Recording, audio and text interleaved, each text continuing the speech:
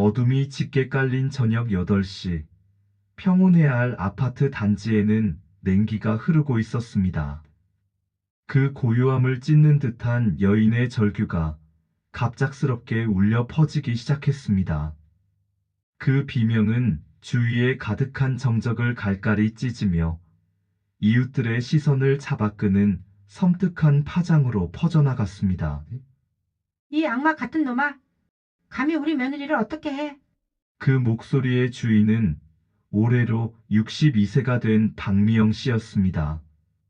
그녀의 가녀린 몸은 주체할 수 없는 분노와 깊은 배신감으로 부들부들 떨리고 있었고, 떨리는 손끝으로는 남편 박철민 씨의 넥타이를 거칠게 움켜쥐고 사정없이 흔들었습니다. 그녀의 얼굴은 통곡과 분노로 일그러져 있었고, 입술은 새파랗게 질려 있었습니다. 내가 인간이야? 내 며느리를 내가 어떻게 이럴 수 있어? 이 더러운 놈아! 미영 씨의 목소리는 한 한 칼날처럼 날카롭게 철민 씨의 심장을 꿰뚫는 듯 했습니다. 그녀의 눈은 이미 분노와 슬픔으로 이글거리고 있었고, 철민 씨에게서 뿜어져 나오는 역겨운 기운에 몸서리를 쳤습니다. 남편 박철민 씨는 미영 씨의 거친 소나귀에서 벗어나려 몸부림치며 황급히 뒤로 물러섰습니다. 그의 넥타이는 이미 목을 조이는 듯 뒤틀려 있었고, 셔츠 단추 몇 개는 풀어 헤쳐진 채였습니다. 그의 얼굴에는 아내에게 모든 치부가 발각되었다는 극도의 당혹감과 자신의 비열한 행위가 들통났다는 분노, 그리고 이 상황을 벗어나려는 초조함이 뒤섞여 기괴하고 추악한 표정을 짓고 있었습니다. 그의 눈빛은 맹수처럼 번뜩였고, 입술은 겁에 질린 듯 파르르 떨렸습니다. 여보, 이건 오해야. 전부 오해라고. 하나가 먼저 나를 유혹했어. 남편 없이 살기 힘들다며 나한테 매달렸다고. 당신 눈에 보이는 게 다가 아니야. 그의 뻔뻔한 변명은 미영 씨의 이글거리는 눈빛에 산산조각 났습니다. 그녀의 눈은 이미 그 어떤 거짓말도, 어떤 변명도 용납하지 않을 듯 활활 타오르고 있었습니다. 분노의 불꽃이 그녀의 시야를 가득 메운 듯 했습니다. 그의 발밑, 차가운 거실 바닥에는 31세 며느리 김하나 씨가 주저앉아 있었습니다. 그녀의 몸은 마치 작은 나뭇가지처럼 힘없이 떨리고 있었고, 흐느낌은 멈출 줄 몰랐습니다. 아름다웠던 블라우스는 이미 찢어져 너덜거렸고, 그 사이로 맨살이 고스란히 드러나 보는 이의 마음을 더욱 아프게 했습니다. 헬쑥한 얼굴은 멈추지 않는 눈물과 깊은 절망, 그리고 형언할 수 없는 수치심으로 얼룩져 있었습니다. 산산조각 난 유리 조각처럼 부서져 버린 그녀의 마음이 온몸으로 느껴졌습니다. 모든 희망이 사라진 듯한 그녀의 눈빛은 공허했습니다. 미영 씨는 남편을 향한 맹렬한 분노를 잠시 뒤로하고 무너져 내린 며느리에게 달려갔습니다. 그녀는 주저앉아 흐느끼는 하나 씨를 꼭 껴안으며 미영 씨 자신의 어깨도 격렬하게 흔들렸습니다. 하나야, 미안해. 정말 미안해. 내가 너를 지켜주지 못해서. 내가 이렇게 고통받는 동안 아무것도 몰라서 정말 미안해. 내가 뭘 안다고 너를 위한다고 했는지 흑흑 다 내 잘못이다. 미영 씨의 목소리는 흐느낌으로 끊겼지만 그녀의 품은 따뜻했고, 그 품에 안긴 하나 씨는 그동안 홀로 감내해야 했던 고통을 토해내듯 목 놓아 울었습니다. 그 울음소리에는 미영 씨에 대한 깊은 감사함과 그동안의 서러움, 그리고 그 무엇으로도 형언할 수 없는 아픔이 뒤섞여 있었습니다. 어머니 흑흑 제가 말 못해서 너무너무 힘들었어요. 흑흑 죽고 싶었어요. 하나 씨의 처절한 고백에 미영 씨의 가슴은 갈갈이 찢어지는 듯 했습니다. 그녀는 며느리의 등을 토닥이며 스스로에게도 되뇌듯 나지막이 속삭였습니다. 아니야, 아니야. 하나야, 내 잘못이 아니야. 아무것도 내 잘못이 아니란다. 자신이 그토록 굳게 믿고 의지했던 박철민이 자신이 친딸처럼 아끼고 사랑했던 며느리에게 이토록 끔찍하고 파렴치한 일을 저질렀다는 사실이 미영 씨는 도저히 믿기지 않았습니다. 현실이라기엔 너무나 악몽 같았고 꿈이라기엔 너무나 선명한 고통이었습니다.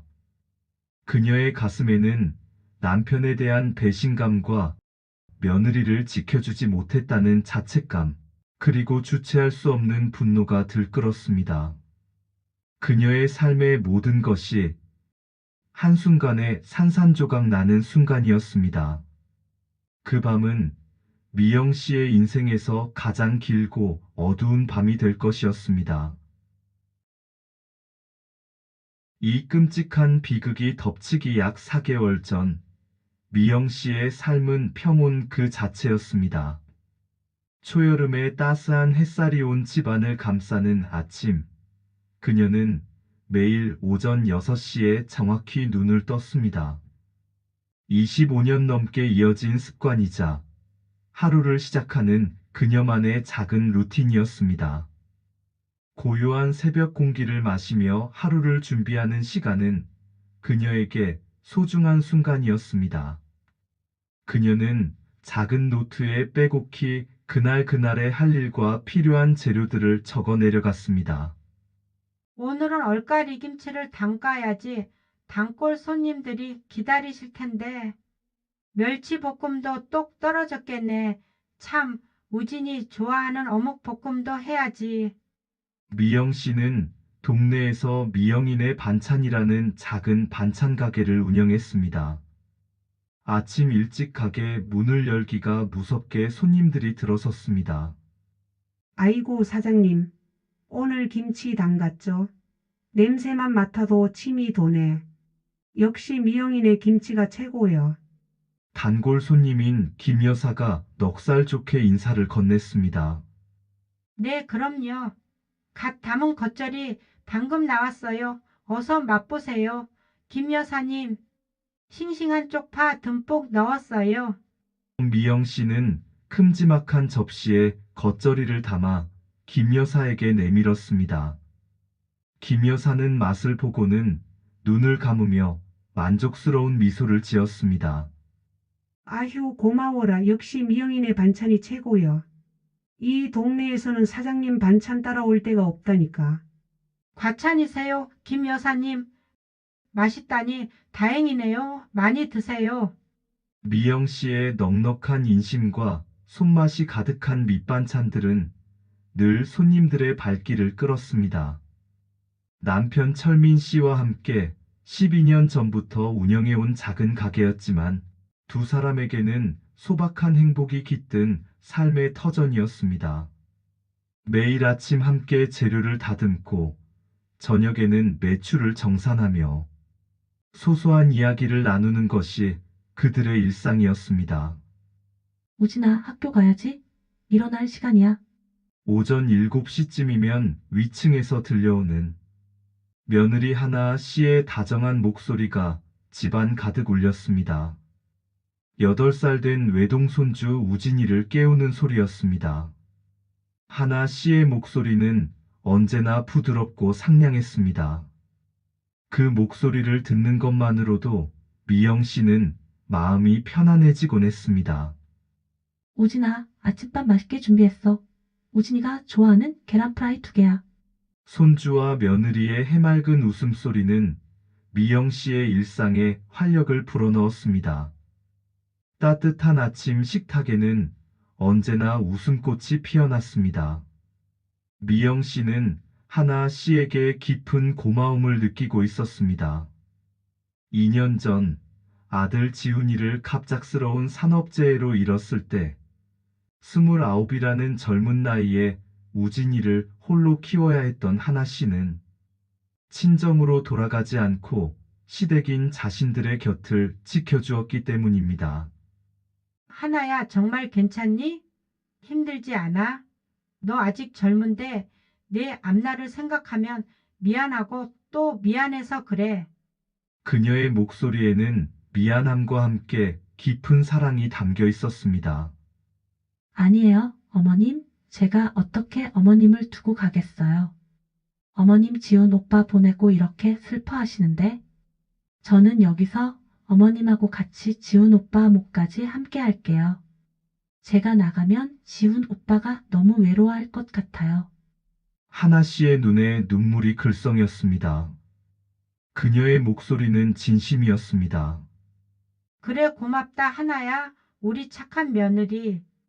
이렇게 내가 지훈이 목까지 내 옆에 있어 주는구나. 이제부터 내가 내 딸이다, 내 딸. 미영 씨는 하나 씨의 손을 꼭 잡고 눈물을 훔쳤습니다. 하나 씨는 말뿐이 아니었습니다. 집안일은 물론 고된 가게 일까지 마다하지 않고 미영 씨의 손발이 되어 주었습니다. 김치를 담글 때면 먼저 나서서 어머니, 제가 무부터 썰게요. 어머니는 허리 아프시니까 잠시 쉬세요. 하며 미영 씨를 쉬게 하고 늘 미영 씨보다 한 발 앞서 움직였습니다.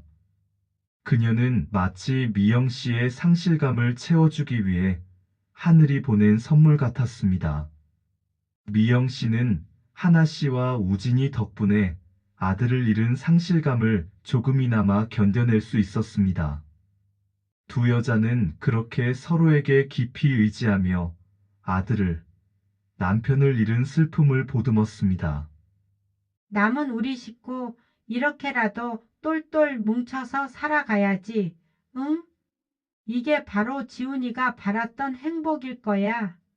미영 씨는 자주 그렇게 하나 씨의 손을 잡고 다짐하곤 했습니다. 네, 어머님. 저도 우진이도 어머님이 계셔서 정말 힘이 나요. 어머님만 믿어요. 하나 씨는 미소로 화답했습니다. 그러나 그 미소 속에 어딘가 모를 불안감이 스쳐 지나갔습니다. 평온하던 일상은 서서히 균열이 가기 시작했습니다. 미영 씨는 어느 날부터인가 하나 씨의 모습에서 이상한 변화를 감지했습니다. 처음엔 자신의 기우려니 생각하며 애써 외면했지만 시간이 지날수록 그 변화는 뚜렷해졌습니다. 활기 넘치던 그녀는 말수가 눈에 띄게 줄었고 전처럼 환하게 웃는 일도 거의 없었습니다.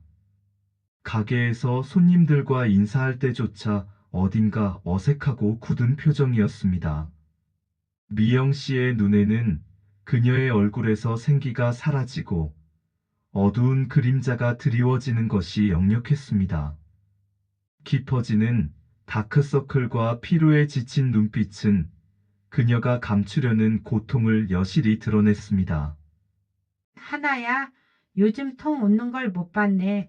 얼굴도 너무 안 좋고. 혹시 몸이 안 좋아?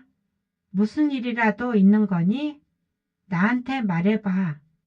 어디 아픈 곳이라도 있는 건 아니지? 병원에 가봐야 하는 거 아니니? 미영 씨의 걱정스러운 물음에 하나 씨는 황급히 고개를 숙이며 억지로 미소 지었습니다. 그 미소는 마치 가면처럼 어딘가 부자연스러웠습니다. 아니에요. 어머님 별일 없어요. 그냥 요즘 잠을 잘 못 자서 피곤해서 그런가 봐요. 걱정 끼쳐드려 죄송해요. 어머니까지 피곤하게 해드리면 안 되는데. 하나 씨의 목소리는 힘이 없었고 그 억지 미소는 금세 사라졌습니다. 그녀는 마치 무엇인가를 필사적으로 숨기려는 듯 미영 씨의 눈을 피했습니다. 미영 씨는 왠지 모르게 불안했습니다. 뭔가 불길한 일이 벌어지고 있는 건 아닐까? 밤늦게까지 거실에서 잠 못 이루며 기다리다가 하나 씨의 방에서 희미하게 들려오는 흐느낌에 미영 씨는 밤새 잠을 설친 적도 많았습니다. 아니야. 혹시 지훈이 생각에 잠 못 드는 건가? 아니면 혼자 우진이 키울 걱정 때문에 이렇게 힘들어하는 건가? 왠지 모르게 불길한 예감이 그녀를 짓눌렀지만 차마 며느리에게 꼬치꼬치 캐물을 수도 없었습니다. 혹여나 부담을 줄까, 상처를 건드릴까 노심초사할 뿐이었습니다. 그러던 어느 날 점심시간 함께 반찬을 만들던 하나 씨가 갑자기 얼굴이 새하얗게 질린 채 어머니 잠시만요. 라는 말도 채 잊지 못하고 화장실로 뛰어가는 것을 미영 씨는 목격했습니다. 곧이어 화장실에서는 심한 구토 소리가 들려왔습니다. 우욱 왜? 하나야, 괜찮아? 어디 아프니? 병원이라도 가봐야 하는 거 아니니? 왜 그렇게 며칠째 이러는 거야? 미영 씨가 걱정스럽게 문을 두드리자 힘없는 목소리가 들려왔습니다. 괜찮아요. 어머님, 조금만 기다려 주세요. 한참 후에 겨우 화장실에서 나온 하나 씨의 얼굴은 핏기 하나 없이 창백했습니다. 미영 씨는 그녀의 차가운 손을 잡았습니다. 문득 머릿속을 스치는 오래된 기억에 미영 씨는 조심스럽게 질문을 던졌습니다. 하나야, 너 이 지경이 되도록 혹시 임신한 거 아니니? 요즘 내 모습이 꼭 우진이 가졌을 때랑 똑같아서 입덧도 심하고 혹시 몰라서 물어보는 거야. 미영 씨는 하나 씨가 우진이를 임신했을 때 겪었던 심한 입덧과 똑 닮은 모습에 걱정이 앞섰습니다. 그 순간 하나 씨의 얼굴은 경악으로 물들었고 이내 눈물이 뚝뚝 떨어졌습니다. 그녀는 아무 대답도 하지 못하고 그저 흐느낄 뿐이었습니다. 고개는 더욱 깊이 숙여졌고 어깨는 주체할 수 없이 떨렸습니다. 하나야, 왜 우는 거니? 흑흑, 괜찮아. 나한테 다 말해봐. 누가 너를 힘들게 하는 거니? 혹시 친정에 무슨 일이라도 있는 거야? 미영 씨는 하나 씨를 안쓰러워 품에 안아주려 했지만 하나 씨는 놀란 듯 뒷걸음질 치며 미영 씨의 품을 피했습니다. 마치 무언가 더러운 것을 피하듯 아니면 자신이 더러운 존재인 듯 미영 씨의 시선을 피했습니다. 아니에요. 어머님, 아무것도 아니에요. 제발 묻지 말아 주세요. 임신 소식에 기쁨 대신 절망적인 반응을 보이는 며느리 앞에서 미영 씨는 깊은 혼란에 빠졌습니다. 대체 무슨 일이 있었던 걸까? 대체 왜 이러는 걸까? 이렇게나 무서워하는 건.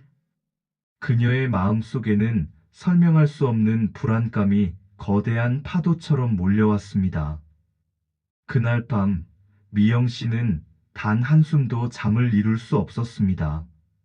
며느리의 임신과 그녀의 이상한 반응은 도무지 이해할 수 없었습니다. 아이 아빠는 누구일까? 설마 혹시 외도라도 한 건가? 아니, 하나는 그럴 아이가 아니야. 그런데 왜 이렇게 기뻐하지 못하고 절망하는 거지? 누가 그녀를 이렇게 만들었을까? 아니면 누가 그녀를 협박이라도 하는 걸까? 온갖 불길한 상상이 꼬리를 물고 이어졌습니다. 며칠이 지나도 하나 씨의 입덧은 계속되었지만 병원에 가자는 미영 씨의 간절한 권유는 늘 완강히 거부했습니다. 어머님, 저 정말 괜찮아요. 제발요. 제가 알아서 할게요.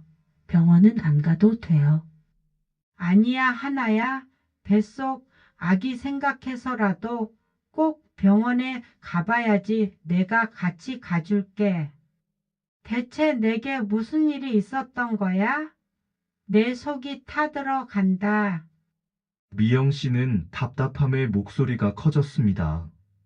하나 씨는 자신의 목소리가 높아지자 더욱 움츠러들었습니다. 정말 괜찮아요. 제발요. 제발 더 묻지 말아주세요. 어머님, 흑흑. 하나 씨는 미영 씨의 시선을 피하며 고개를 저었고 미영 씨의 가슴은 답답하게 조여왔습니다. 불길한 예감은 더욱 짙어졌습니다. 그리고 그날 밤 미영 씨는 잠결에 위층 하나 씨의 방에서 들려오는 희미한 잠꼬대 소리에 잠이 깼습니다. 어둠 속에서 들려오는 그 소리는 미영 씨의 심장을 얼어붙게 만들었습니다. 싫어요. 제발 그만해주세요. 무서워요. 제발 아무한테도 말 안 할게요. 제발요. 흑흑. 우진이만 건들지 마세요. 절규에 가까운 하나 씨의 흐느낌 섞인 잠꼬대는 미영 씨의 귓가에 섬뜩하게 울려 퍼졌습니다. 그 소리는 마치 어린아이가 악몽을 꾸는 듯한 처절한 공포와 간청이 뒤섞여 있었습니다. 미영 씨는 이제 확신했습니다. 이건 단순한 임신 증세나 스트레스가 아니라 무언가 끔찍하고 견딜 수 없는 비밀이 며느리를 짓누르고 있다는 것을. 이대로는 안 된다. 내가 꼭 알아내야 해. 무엇이든. 미영 씨는 자리에서 벌떡 일어섰습니다. 하나 씨의 잠꼬대를 듣고 난 미영 씨는 더 이상 이대로 있을 수 없었습니다. 그녀의 마음 속에는 설명할 수 없는 불안감과 함께 남편 철민 씨에 대한 막연한 의심이 고개를 들었습니다. 설마 내 남편이 그럴 리 없어. 25년 동안 함께 산 남편인데 자식 같고 친딸 같은 며느리에게 몹쓸 짓을 할 리 없다는 이성이 소리쳤습니다. 철민 씨는 그런 사람이 아니야. 내가 가장 믿고 의지하는 사람인데. 하지만 하나 씨의 고통스러운 비명은 다른 진실을 속삭이는 듯 했습니다. 혹시라도. 미영 씨는 이 잔혹한 가능성을 스스로에게조차 말하기가 두려웠습니다. 철민 씨는 늘 다정하고 성실한 남편이었으니까요. 그렇기에 차마 남편에게 직접 캐물을 용기가 나지 않았습니다. 그녀의 머릿속은 혼란으로 가득 찼습니다. 결국 미영 씨는 진실을 알아내기로 결심했습니다. 밤늦게까지 거실 소파에 앉아 노트북으로 무언가를 검색하기 시작했습니다. 처음에는 가정폭력, 아내 학대, 며느리 학대, 임신 협박 같은 단어들을 입력했습니다. 그러나 하나 씨가 병원에 가기를 거부하고 어떤 도움도 요청하지 않는 태도를 보았을 때 직접적인 도움보다는 은밀하게 진실을 파헤치는 것이 더 중요하다고 판단했습니다. 이런 상황에서 며느리가 더 큰 충격을 받을지도 모른다는 우려가 앞섰습니다. 이윽고 그녀의 손끝이 향한 곳은 바로 동네 탐정 사무소였습니다.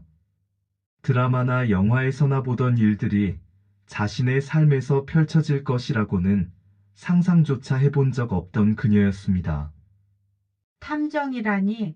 내가 이런 데를 오게 될 줄이야. 정말 별일을 다 겪네. 지훈이가 살아 있었다면. 미영 씨는 한숨을 쉬며 노트북 화면을 바라보았습니다.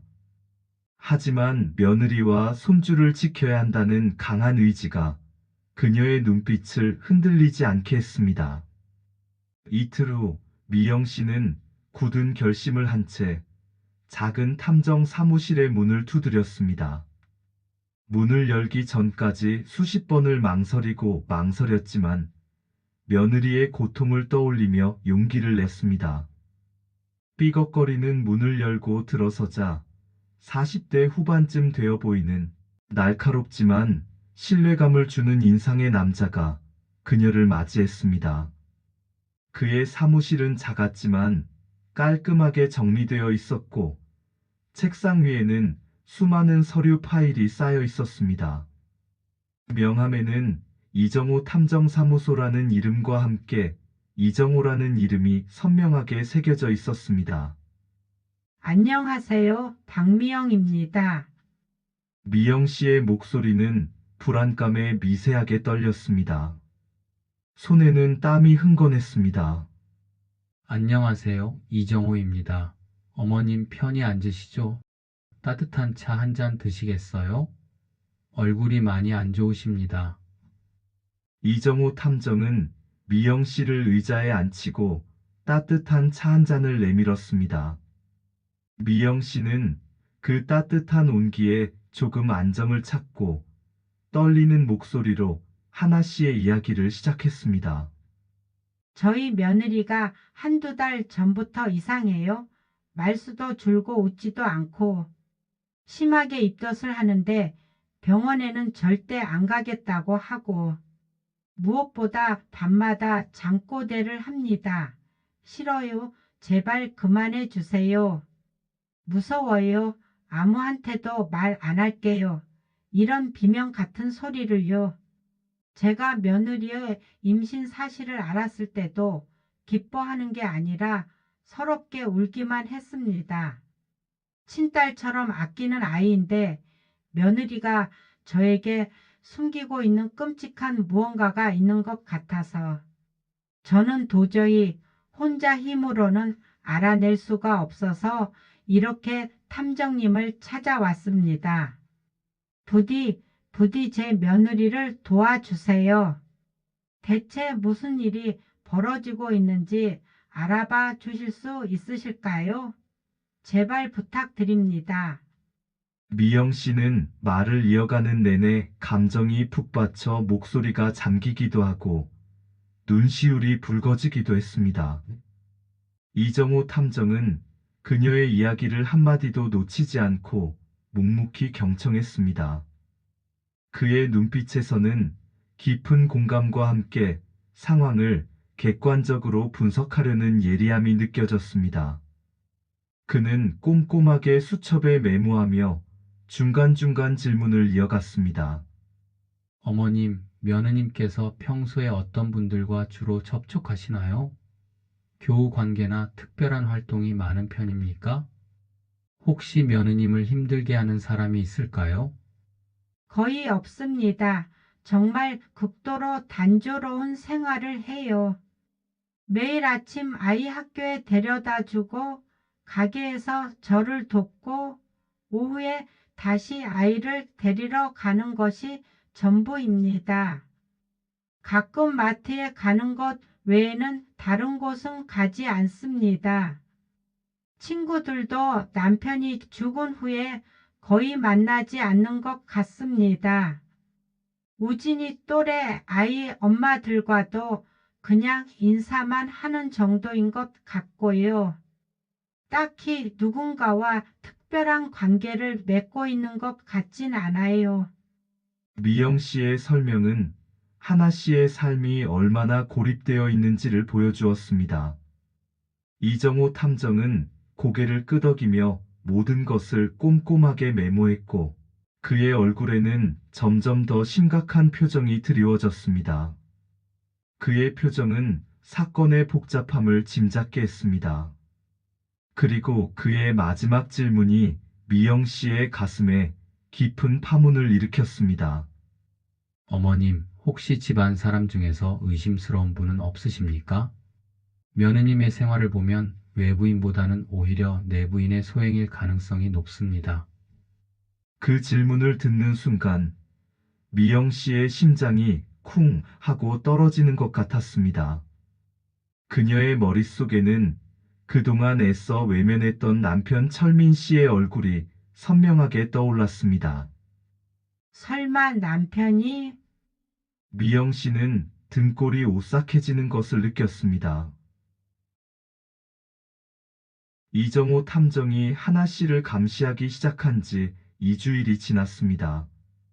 그는 주기적으로 미영 씨에게 전화를 걸어 보고를 해왔습니다.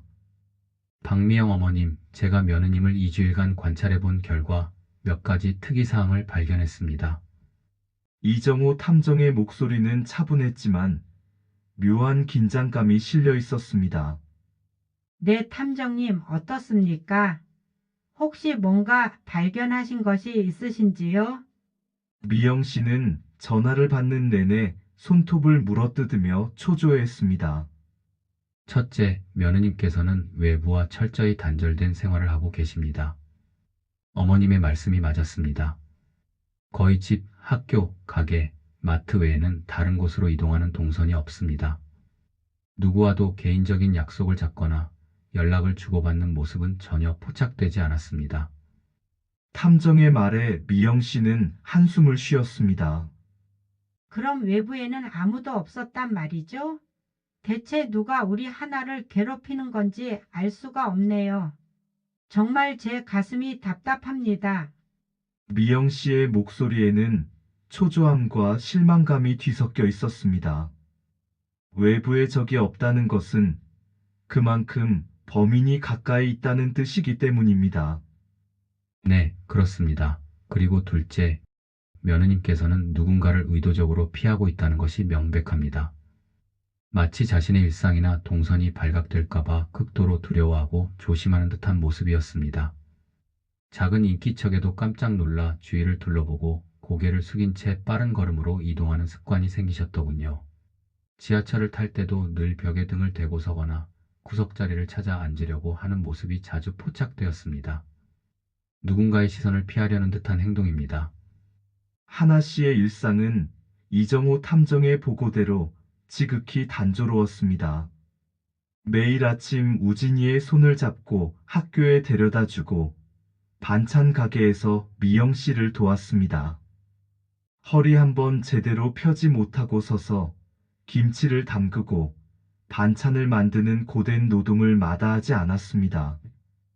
그리고 오후에는 다시 학교로 우진이를 마중 나가 집으로 돌아오는 것이 그녀의 하루 일과였습니다. 가끔 마트에 들러 장을 보는 것 외에는 그 어디에서도 다른 사람과의 교류는 없었습니다. 외부 접촉이 없는 하나 씨가 누군가에게 괴롭힘을 당하고 있다면 그것은 바로 이 집안 아니면 그녀가 가는 몇 안 되는 장소에서 벌어지고 있다는 의미였습니다. 미영 씨의 머릿속에는 섬뜩한 가정들이 스쳐 지나갔습니다. 이정호 탐정은 잠시 침묵하더니 다시 입을 열었습니다. 그의 목소리에는 조심스러움과 함께 날카로움이 깃들어 있었습니다. 어머님, 제가 첫 만남 때 드렸던 질문인데 다시 한번 여쭙겠습니다. 혹시 집안 사람 중에서 의심스러운 분은 없으십니까? 며느님의 고립된 생활과 그토록 두려워하는 모습을 보면 외부인보다는 오히려 가장 가까이 있는 내부인의 소행일 가능성이 매우 높습니다. 이정호 탐정의 마지막 질문이 다시금 미영 씨의 머릿속에 강렬하게 그리고 끈질기게 맴돌았습니다. 집안 사람 중에서 의심스러운 사람. 그 질문이 다시 귓가를 맴돌자 미영 씨는 애써 외면했던 남편 철민 씨의 모습이 퍼즐 조각처럼 하나둘 맞춰지기 시작했습니다. 철민 씨가 갑자기 밤늦게 술을 마시고 들어오는 날이 잦아진 것, 예전보다 잠자리가 소원해진 것, 그리고 하나 씨를 볼 때마다 묘한 시선을 던지던 모습까지. 미영 씨의 머릿속은 복잡하게 얽히고 설켰습니다. 설마 남편이? 불길한 예감이 그림자처럼 그녀의 등 뒤를 따라다니기 시작했습니다. 미영 씨는 등골이 오싹해지는 것을 느꼈습니다. 잠시 후 미영 씨는 떨리는 목소리로 간신히 말했습니다. 탐정님, 한 가지 궁금한 게 있습니다. 제 남편이요. 매주 화요일이랑 목요일에 거래처에 간다면서 외출을 하는데 혹시 그 동선도 확인해 주실 수 있겠습니까? 왠지 모르게 찝찝해서요. 말하고 싶지 않은데 그냥 한번 확인 부탁드립니다. 미영 씨는 자신의 입에서 이런 말이 나올 줄은 상상도 못했지만 며느리의 고통을 생각하니 주저할 수 없었습니다. 눈을 질끈 감았습니다. 이정호 탐정은 미영 씨의 의미심장한 질문에 잠시 말이 없더니 고개를 끄덕였습니다. 알겠습니다, 어머님. 그럼 다음 주 화요일부터 박철민 씨의 동선을 집중적으로 확인해 보겠습니다. 추가적인 내용이 있으면 바로 연락드리겠습니다. 미영 씨는 전화를 끊고 멍하니 앉아 눈을 감았습니다. 불안한 예감이 현실이 될까봐 두려웠지만 동시에 진실이 밝혀지기를 간절히 바랐습니다. 그녀의 손은 차가운 식은땀으로 축축했습니다. 이정호 탐정의 마지막 질문과 미영 씨의 요청 이후 미영 씨는 더 이상 남편 박철민 씨를 예전처럼 바라볼 수 없었습니다. 그의 평소 행동들이 의심의 눈초리 아래서 새롭게 해석되기 시작했습니다. 철민 씨는 매주 2번, 화요일과 목요일 점심을 먹고 나면 항상 외출했습니다. 여보, 나 거래처에 잠깐 다녀올게. 한두 시간 있으면 올 거야. 혹시 필요한 거 있으면 문자해. 저녁엔 늦을지도 모르니 먼저 먹고 있어. 늘 한치의 의심도 없이 그의 말을 믿어왔습니다. 그의 손에 들린 서류 가방과 능숙한 운전은 사업이라는 단어로 모든 것을 설명했습니다. 하지만 이제는 아니었습니다. 그 거래처라는 단어가 마치 거대한 장막처럼 느껴졌습니다. 며칠 후 이정호 탐정에게서 걸려온 전화는 미영 씨의 심장을 얼어붙게 만들었습니다. 벨이 울리는 순간 미영 씨의 손이 덜덜 떨려왔습니다. 박미영 어머님 이정호입니다. 박철민 씨의 동선을 확인했습니다. 이정호 탐정의 목소리는 평소보다 한층 더 진지하고 무거웠습니다. 마치 무언가 끔찍한 진실을 전해야 하는 사람처럼요. 네, 탐정님 어떻습니까? 혹시 뭔가 발견하신 것이 있으신지요? 미영 씨는 떨리는 목소리로 겨우 물었습니다. 숨조차 제대로 쉬어지지 않았습니다. 그는 화요일에 거래처에 들르기는 했지만 30분 정도만 머물렀습니다. 그리고 나머지 시간에는 곧바로 자택으로 돌아갔습니다. 미영 씨의 등골에는 차가운 식은땀이 흘렀습니다. 심장이 미친 듯이 요동치기 시작했습니다. 그녀는 떨리는 목소리로 간신히 물었습니다. 그 시간에 하나도 집에 있었죠? 우진이는 학교에 가고 하나 혼자 집에 있었죠? 그녀의 질문은 거의 울음에 가까웠습니다. 네, 그렇습니다. 며느님께서는 우진군 하교 전까지 쭉 자택에 머물렀습니다. 특별한 외출 없이요. 미영 씨는 전화를 끊고 멍하니 앉아 있었습니다. 그녀의 눈앞이 아득해졌습니다. 대체 왜 그랬을까?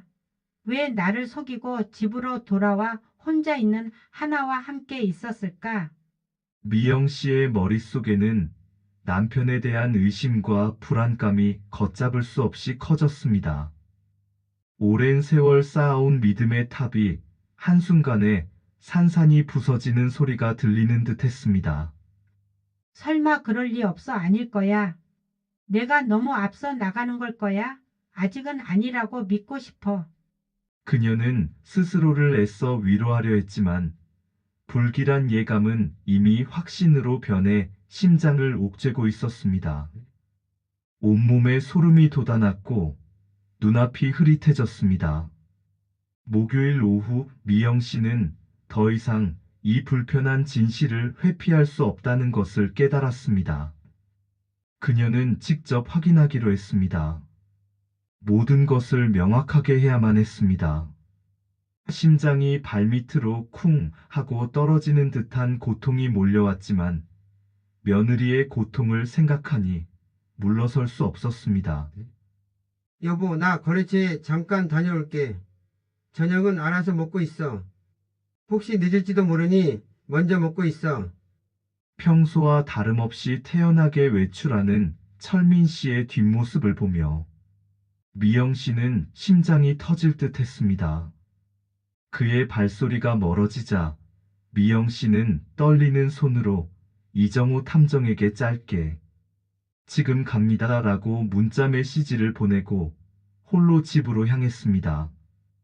발걸음은 천근만근 무거웠고 등줄기에는 식은땀이 줄줄 흘렀습니다.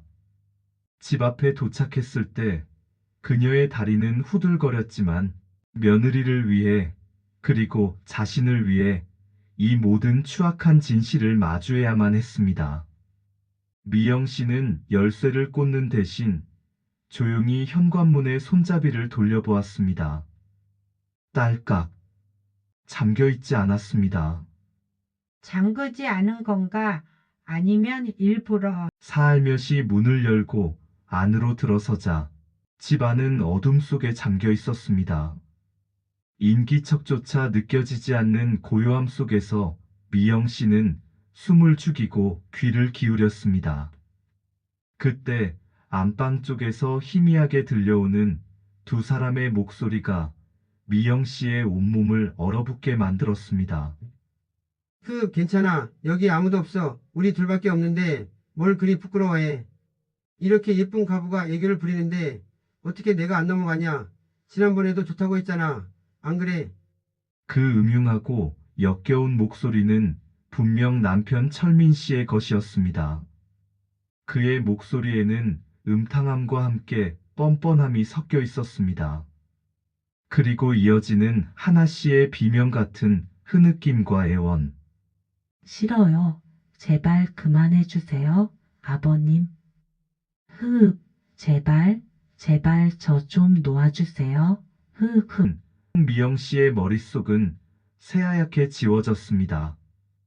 25년 동안 믿어왔던 남편의 다정하고 성실한 모습은 한순간에 산산조각 났습니다. 그녀는 자신 앞에서 보인 남편의 모든 모습이 가면이었을 뿐이라는 사실에 온몸에 피가 식는 듯한 충격을 받았습니다. 그 자리에 남은 것은 역겹고 추악한 악마의 얼굴뿐이었습니다. 내가 뭘 본 거지? 이게 정말 내 남편이 내 아들의 아내에게. 미영 씨는 손으로 입을 틀어막고 겨우 비명을 참아냈습니다. 비틀거리는 몸을 겨우 지탱하며 안방 문 앞으로 다가갔습니다. 문틈 사이로 보이는 장면은 그녀의 영혼을 갈갈이 찢어놓기에 충분했습니다. 괜찮아. 여기 아무도 없어. 우리 둘밖에 없는데 뭘 그리 부끄러워해. 이렇게 예쁜 가부가 애교를 부리는데 어떻게 내가 안 넘어가냐. 지난번에도 좋다고 했잖아. 안 그래? 남편 철민 씨의 끔찍하고 음탕한 목소리가 문틈으로 비집고 들어와 미영 씨의 귓속을 파고들었습니다. 그 음흉함은 듣는 이의 영혼까지 더럽히는 듯 했습니다. 마치 지옥에서 들려오는 악마의 속삭임 같았습니다. 이어서 들려오는 며느리 하나 씨의 비명 같은 느낌은 미영 씨의 심장을 찢는 칼날 같았습니다. 싫어요. 제발 그만해 주세요. 아버님. 제발 제가 뭘 잘못했다고. 제발 저 좀 놓아주세요. 어머니. 하나 씨는 흐느끼며 미영 씨를 애타게 불렀습니다. 미영 씨의 손은 주체할 수 없이 떨렸지만 더 이상 멈출 수는 없었습니다. 그녀는 마치 홀린 듯 떨리는 손으로 조용히 안방 문손잡이를 잡아 돌렸습니다. 달칵. 문이 천천히 열리고 그 좁은 틈새로 비집고 들어온 시선이 방 안의 끔찍한 현실을 마주하게 된 순간 미영 씨의 온몸은 산산이 부서지는 듯 했습니다. 그녀의 시야는 붉게 물드는 듯 했고 심장은 터져버릴 것 같았습니다. 방 안에는 참혹한 풍경이 펼쳐져 있었습니다. 며느리 하나 씨는 차가운 바닥에 주저앉아 있었고, 앙상한 어깨는 극도의 공포와 수치심으로 부들부들 떨리고 있었습니다. 아름다웠던 블라우스는 이미 찢어져 너덜거렸고, 그 사이로 드러난 맨살은 마치 상처받은 짐승처럼 애처로웠습니다. 그녀는 고개를 푹 숙인 채 끊임없이 흐느끼고 있었고, 그 작은 몸은 죄인처럼 웅크려 있었습니다. 마치 자신의 존재 자체가 죄인 듯 스스로를 숨기려 애썼습니다. 그 앞에서 남편 철민 씨는 넥타이가 풀어져 목에 매달린 채 얼굴에는 잔뜩 일그러진 욕망과 분노, 그리고 짜증이 뒤섞인 채 서 있었습니다. 그의 얼굴에는 일말의 양심이나 죄책감도 찾아볼 수 없었습니다. 그의 모습은 더 이상 평생을 함께해온 다정한 남편이 아니었습니다. 그저 끔찍하고 역겨운 악마의 모습일 뿐이었습니다. 싫어요. 제발, 그만해 주세요. 아버님, 제발요. 제가 잘못했어요. 제발. 하나 씨의 목소리는 절규에 가까웠고, 그녀의 떨리는 손은 제발 놓아달라는 듯 허공을 갈랐습니다. 조용히 해. 소리 내면 더 심하게 할 거야. 말 안 들으면 내 아들도 가만두지 않을 줄 알아. 너 우진이 생각해야지. 내 아들 인생 망치고 싶지 않으면 입 다물고 가만히 있어. 알았어. 조용히 해. 철민 씨의 잔혹한 속삭임은 하나 씨를 더욱 깊은 절망의 구렁텅이로 밀어넣었습니다. 우진이의 이름을 듣는 순간 하나 씨의 온몸은 더욱 경직되었습니다. 그 순간 문틈으로 굳어버린 미영 씨의 모습이 철민 씨의 눈에 들어왔습니다. 미영과 철민, 두 사람의 눈이 마주친 순간 세상의 모든 소리가 멎는 듯 했습니다. 모든 것이 정지한 듯한 고요함 속에서 철민 씨의 얼굴에는 들켰다는 극도의 당혹감과 자신의 치부가 드러났다는 수치심, 그리고 이 모든 상황을 망친 미영 씨에 대한 지독한 분노가 뒤섞여 섬뜩한 표정을 지었습니다. 그의 입꼬리가 미세하게 경련하는 것을 미영 씨는 놓치지 않았습니다. 그의 눈빛은 순간 살기를 띠는 듯 했습니다. 어머님, 죄송해요. 제가 잘못했어요. 정말 죄송해요. 하나 씨는 미영 씨의 존재를 눈치채고는 더욱 깊이 고개를 숙이며 울먹였습니다.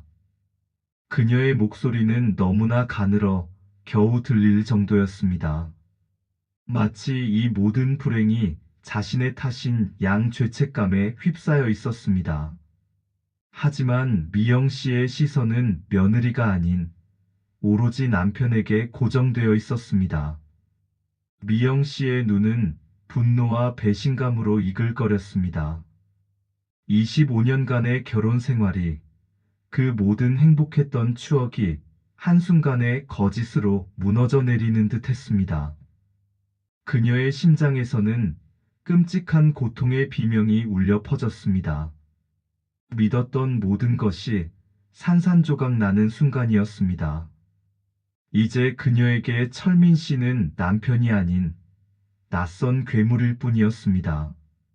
온몸에 소름이 돋아났고 위장이 뒤틀리는 듯한 메스꺼움이 치밀어 올랐습니다.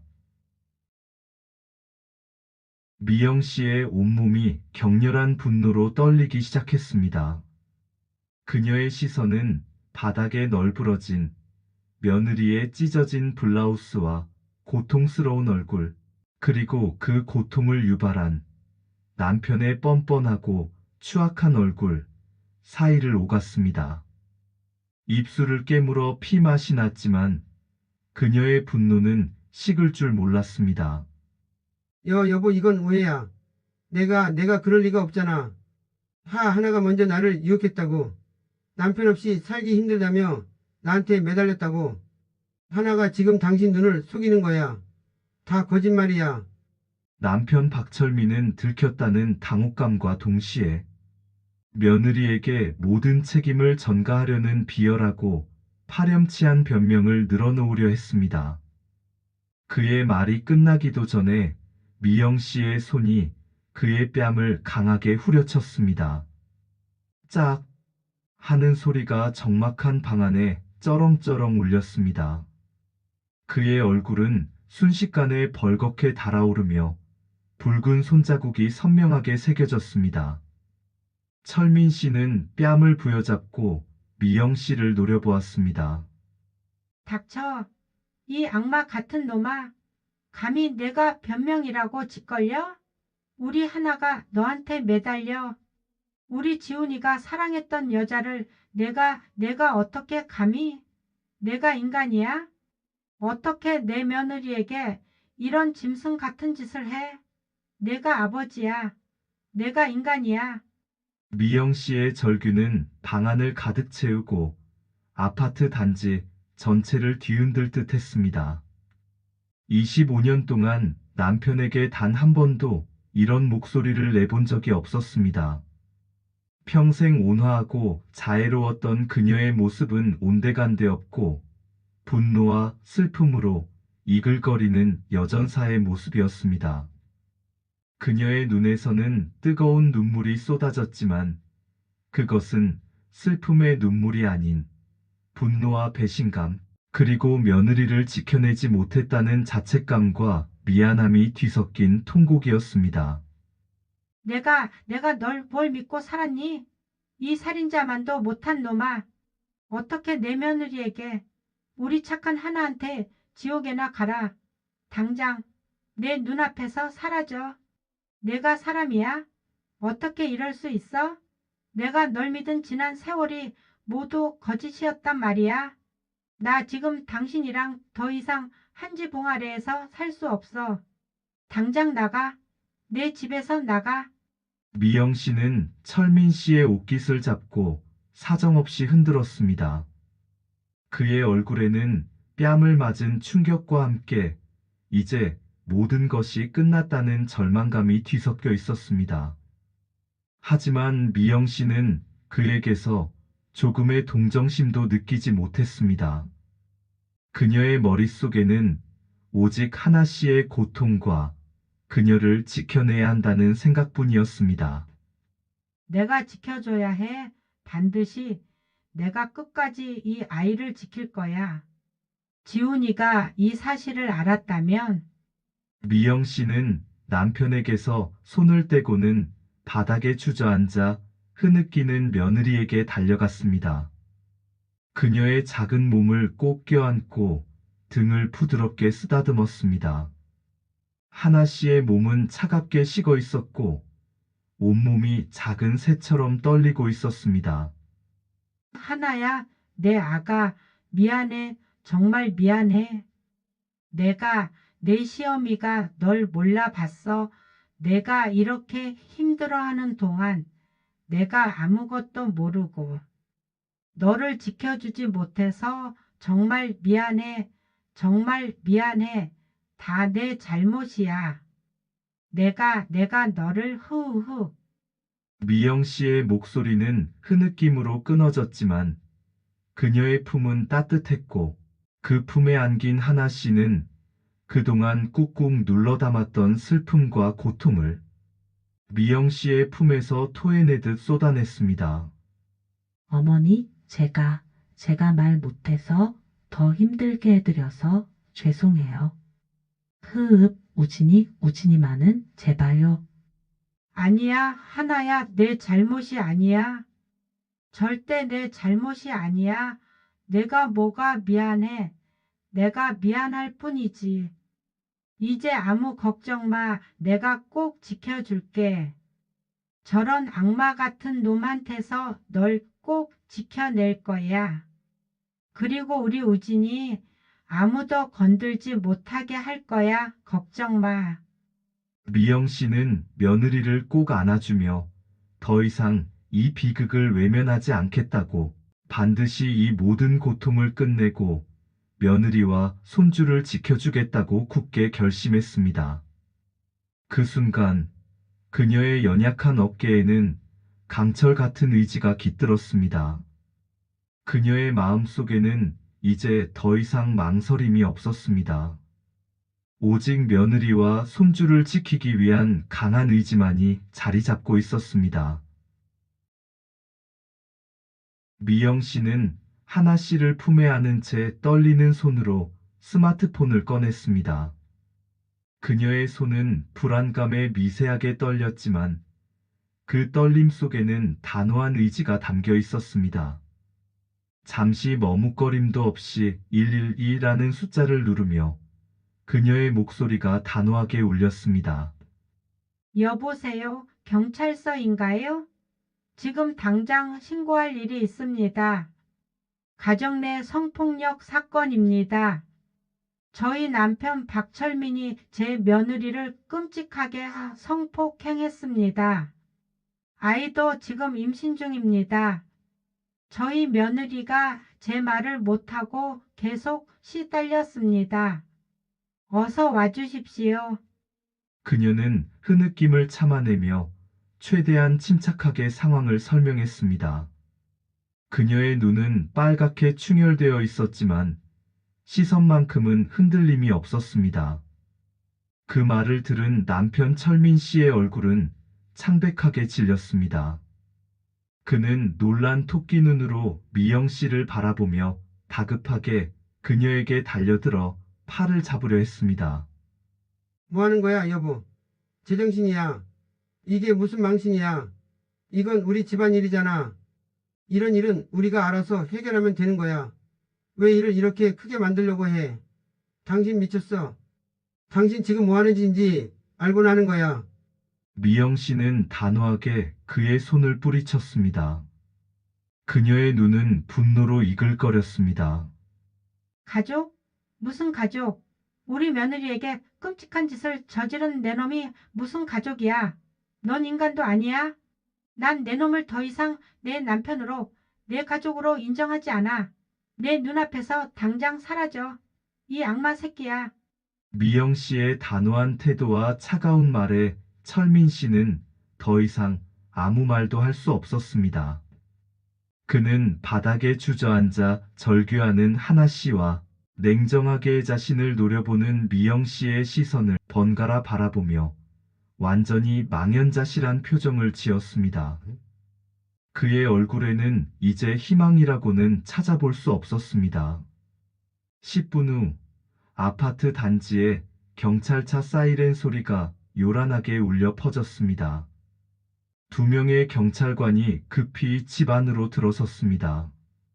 상황을 파악한 경찰관들은 미영 씨에게 자초지종을 물었습니다. 미영 씨는 심호흡을 하고 침착하게 그동안 겪었던 모든 일들을 설명했습니다. 경찰관님, 제가 지금 진술하는 모든 내용은 진실입니다. 제 며느리 김하나가 제 남편 박철민에게 오랫동안 성폭력을 당했습니다. 아이도 지금 임신 중입니다. 저희 며느리의 진술을 꼭 들어주십시오. 며느리가 그동안 말 못하고 혼자서 얼마나 힘들었을지 생각하면 제 가슴이 찢어집니다. 제발, 제발 이 악마 같은 놈을 잡아 넣어 주십시오. 미영 씨는 하나 씨의 손을 꼭 잡아주며 용기를 북돋웠습니다. 하나야, 괜찮아. 이젠 안전해. 경찰관님들이 도와주실 거야. 이제 다 말해도 돼. 내가 내 옆에 있어. 무서워하지 마. 경찰관의 따뜻한 위로 속에 하나 씨도 그동안의 끔찍한 일들을 떨리는 목소리로 겨우 털어놓기 시작했습니다. 그녀의 목소리는 희미했지만 그 속에는 오랜 고통이 담겨 있었습니다. 제가 남편을 떠나보냈고, 아버님이 처음에는 잘해주는 척하다가 자꾸 저를 은밀하게 괴롭혔어요. 제가 싫다고 해도 제 말은 듣지도 않고, 제가 거부하면 더 강압적으로 우진이를 들먹이면서 제가 말하면 우진이까지 해칠 거라고, 내 아들도 잘못될 거라고 협박했어요. 그래서 저는 너무 무서워서 아무한테도 말할 수가 없었어요. 죽고 싶었어요. 그녀의 진술은 너무나 가슴 아팠습니다. 하나 씨의 이야기는 그야말로 충격적이었습니다. 아들을 잃은 후 시어머니의 곁에 남았던 하나 씨에게 철민 씨는 처음에는 친아버지처럼 다정하게 대했지만 점차 은근한 추행을 시작했고 그녀가 저항할수록 더욱 강압적으로 변했습니다. 심지어 아들 우진이의 안전을 위협하며 그녀를 협박했다는 사실에 경찰관들도 분노를 감추지 못했습니다. 하나 씨가 임신하게 된 경위까지 모든 진실이 적나라하게 드러났습니다. 경찰관들은 미영 씨와 하나 씨의 진술을 들으며 분노와 안타까움을 금치 못했습니다. 철민 씨는 경찰의 수갑이 자신의 손목에 채워지는 순간에도 이 여자가 나를 유혹했다. 오해다. 다 거짓말이다. 등에 뻔뻔하고 비열한 변명을 늘어놓으려 했지만 미영 씨의 단호한 시선과 며느리의 처절한 울음소리 앞에 결국 고개를 숙일 수밖에 없었습니다.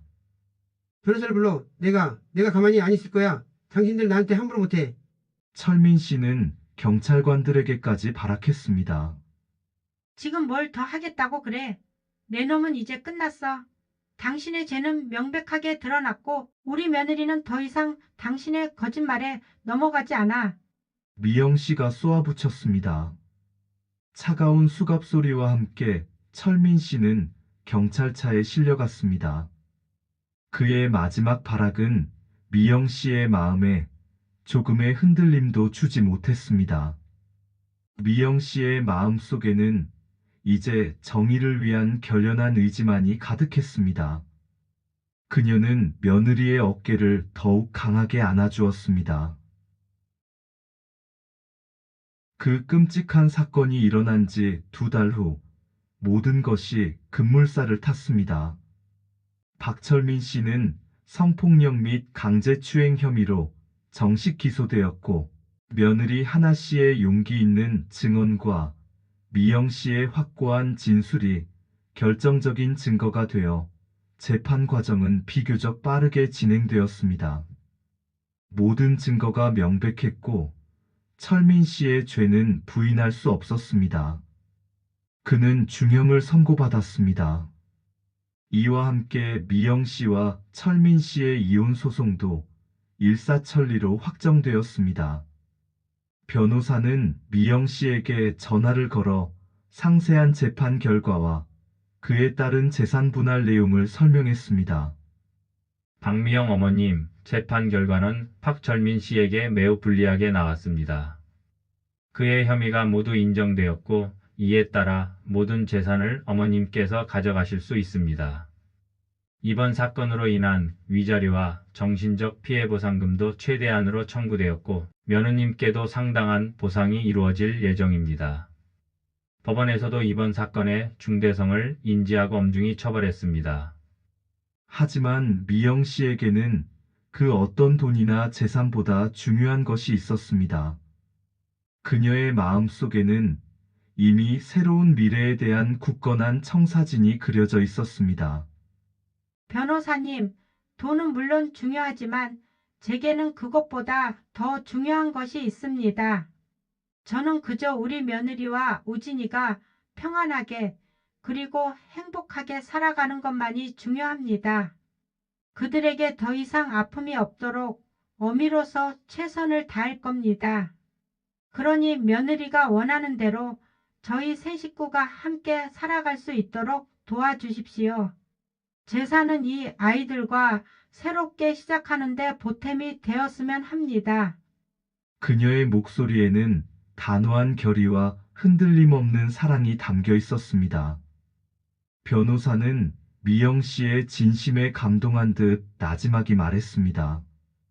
어머님의 뜻이 그러하시다면 그렇게 진행하겠습니다. 며느님께도 충분한 위로와 새로운 시작의 발판이 될 겁니다.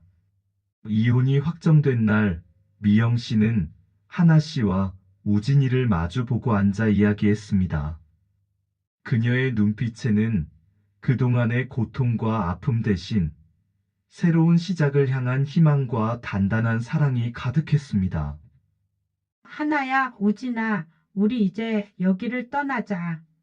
이 집에는 너희들에게 너무나도 아픈 기억들만 가득해. 더 이상 이곳에서 지난 고통에 갇혀 지낼 수는 없어. 모든 것을 잊고 새로운 곳에서 새로운 삶을 시작하는 거야. 어때? 나랑 함께 갈 수 있겠니? 하나 씨의 눈에서는 다시금 눈물이 흘러내렸지만 이번에는 고통과 절망의 눈물이 아닌 시어머니의 깊은 사랑과 배려에 대한 감사의 눈물이었습니다. 어머님, 제가 어머님께 너무 죄송해요. 저 때문에 이렇게 힘든 일을 겪으셨는데 어머님마저 이렇게 정든 집을 떠나시게 되어서 어떡해요. 저는 저 때문에 하나 씨는 여전히 자신을 탓하며 고개를 숙이려 했습니다. 미영 씨는 그런 하나 씨의 손을 따뜻하게 잡고 힘주어 말했습니다. 아니야, 하나야, 내 잘못이 아니야. 절대 너 때문이 아니야. 오히려 내가 널 지켜주지 못해서 미안한 마음뿐이란다. 넌 이제 홀몸이 아니잖니? 뱃속에 이 아이도 내 아이자 우리 아이야. 우진이의 동생이지. 우리는 이제 정말 진짜 가족이 된 거야. 피로 맺어진 것보다 더 단단한 가족. 서로를 의지하고 서로를 보듬어줄 유일한 가족. 우진이도 엄마랑 할머니가 같이 사는 게 제일 좋대. 내가 오늘 우진이한테 물어봤거든. 할머니, 우진이는 엄마랑 할머니랑 어디든 같이 살고 싶어요. 할머니랑 엄마랑 같이 살면 매일 맛있는 밥도 먹을 수 있고 최고예요. 이렇게 말했단다.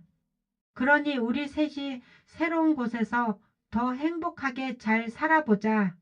내가 꼭 지켜줄게. 내 선택이라면 뭐든지 함께 할 거야. 두려워 말고 나만 믿어. 넌 이제 혼자가 아니야. 그녀의 목소리에는 그 어떤 주저함도 없었습니다. 그들의 눈에는 새로운 미래에 대한 결연한 희망이 빛나고 있었습니다. 우진이는 영문을 모르면서도 할머니와 엄마의 손을 꼭 잡고 밝게 웃으며 고개를 끄덕였습니다. 엄마랑 할머니랑 같이 가면 어디든 좋아. 경기도의 조용한 신도시, 햇살이 가득한 투룸 아파트는 미영 씨와 하나 씨, 그리고 우진이의 새로운 보금자리였습니다. 비록 전에 살던 큰 집은 아니었지만 아늑한 거실은 따뜻한 온기로 가득했고 우진이가 마음껏 뛰어놀 수 있는 작은 베란다가 있었습니다. 창밖으로는 푸른 나무들이 손짓하는 평화로운 풍경이 펼쳐졌습니다. 이곳은 더 이상 어둡고 끔찍한 기억들로 얼룩진 공간이 아니었습니다. 세 사람이 함께 만들어 나갈 희망과 사랑이 가득한 새로운 시작의 공간이었습니다. 새로운 삶의 냄새가 물씬 풍겼습니다. 할머니, 새 집에서도 같이 살아요. 우리 할머니랑 계속 같이 사는 거지? 우진이 친구들한테도 우리 집에는 엄마랑 할머니랑 같이 산다고 자랑했어요. 우리 반에 할머니랑 같이 사는 친구는 우진이밖에 없어요. 친구들이 부러워했어요. 우진이는 새로 생긴 방에서 뛰어놀다 미영 씨에게 달려와 작은 손으로 그녀의 손을 꼭 잡으며 환하게 웃었습니다. 그 해맑은 미소는 미영 씨의 가슴 속에 굳건한 다짐을 심어주었습니다. 그럼 우리 우진이 할머니가 평생 같이 살아줄게. 우진이가 제일 좋아하는 반찬도 매일 만들어줄 거야. 할머니 최고 요리사잖아. 우리 우진이의 행복을 위해서라면 할머니는 그 어떤 어려움도 이겨낼 수 있어. 우리 우진이 최고. 우리 하나도 최고. 미영 씨는 해맑게 웃는 손자를 꽉 안아주며 마음속으로 다짐했습니다. 이 아이만큼은 절대 아픔 없이 밝고 건강하게 키워주겠노라고 말입니다. 더 이상 불행한 일이 찾아오지 않도록 두 팔을 벌려 온 힘을 다해 지켜주겠노라고. 이사를 온 지 한 달 후, 미영 씨는 하나 씨와 함께 근처 심리상담센터를 찾았습니다. 그동안 하나 씨가 겪었던 고통은 비단 육체적인 상처뿐만이 아니었습니다. 마음속 깊이 파고든 트라우마와 상실감, 그리고 죄책감은 여전히 그녀를 괴롭히고 있었습니다. 어머님, 상담 선생님이 정말 좋으세요. 제 이야기를 잘 들어주시고 제가 가지고 있던 두려움을 조금씩 내려놓을 수 있을 것 같아요. 선생님께서 제가 절대 잘못한 게 아니라고 계속 말씀해 주세요. 제가 죄책감 때문에 얼마나 힘들었는지 이젠 알 것 같아요.